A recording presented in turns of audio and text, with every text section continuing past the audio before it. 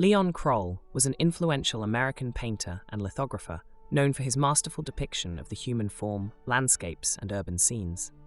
Born in New York City, Kroll studied at the Art Students League under John Twachtman and later in Paris at the Académie Julian.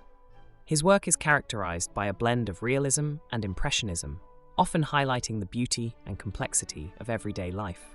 Kroll gained early recognition with his participation in the 1913 Armory Show, where his work was praised for its vigorous style and technical skill.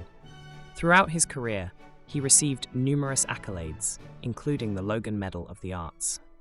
He was a member of the National Academy of Design, where he later served as president.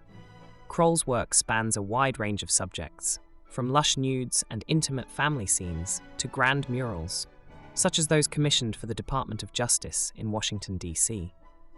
His paintings are part of major collections, including the Metropolitan Museum of Art and the Art Institute of Chicago. Kroll's dedication to his craft and his ability to capture the essence of his subjects have secured his place as a prominent figure in American art history.